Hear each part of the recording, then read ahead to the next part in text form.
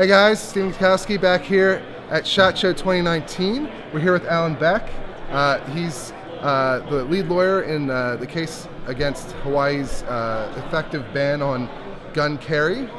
He's going to give us a little bit of update about that case as well as some other cases that he's working on. So, Alan, what's the latest in the Hawaii case? Where is it at right now? Right now, we've finished briefing on what's called an en banc petition. Basically, we won at the Ninth Circuit, and the state of Hawaii has hired Mr. Neil Katyal, who was the former Solicitor General under President Obama, to try and get the entire court to rehear the case in front of the full court.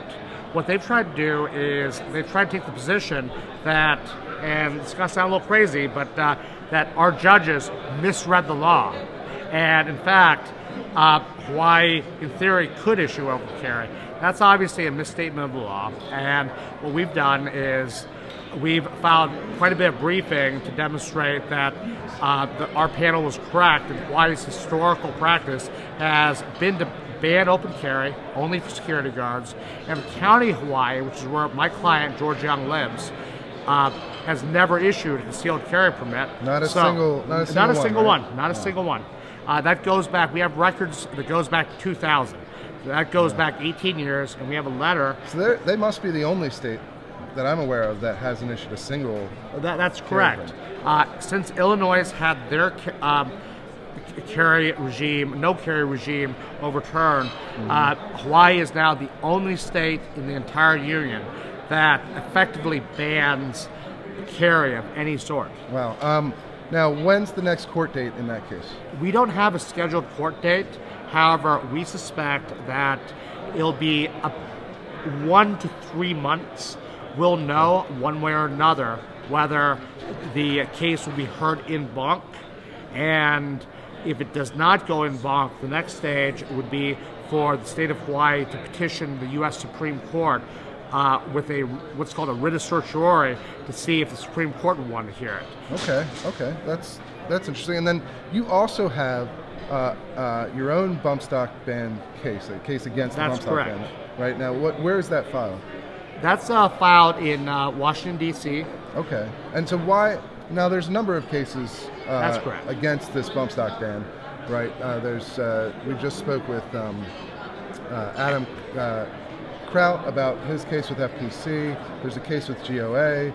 Why did you decide to file a case as well? What's the importance of doing that? Now, I'm good friends with GOA's counsel, William Olson, and he's decided to file it in Michigan, which is the Sixth Circuit. What distinguishes our case is Mr. Len Savage has been very generous enough to give us expert testimony that distinguishes our case from others. So our case goes into the technical aspects of why this bump stock ban is just completely ridiculous, while the other cases are really focused a little more on just simply pure legal analysis, whereas the perspective we're trying to take is let's break this down into the technical aspects of how this simply isn't a machine gun. A bump stock is not a machine gun. Right. How can you possibly say that a piece of plastic is a machine gun? And Mr. Savage is doing a very good job of eviscerating the ATF's position that he can conceivably say that, a piece of plastic is one. Right. And in addition to that, we are very concerned that if this bump stock ban is allowed to stand, the next step is going to be binary triggers. It's going to be anything that makes a firearm shoot conceivably faster. So even like aftermarket triggers? No, absolutely. That is any sort of aftermarket. Correct. Okay. If this stands, any aftermarket trigger is up. You could see that going there. If the bump stock ban is not stopped. Yeah, absolutely. Okay. It's under this rule. There is no real practical reason why that can't be done just simply with a stroke of the pen. No act of Congress, nothing else. Just some ATF bureaucrat, signing his name and just saying aftermarket triggers are done. And that's just, it could be, and that could just be the first step, and it could be other things as well.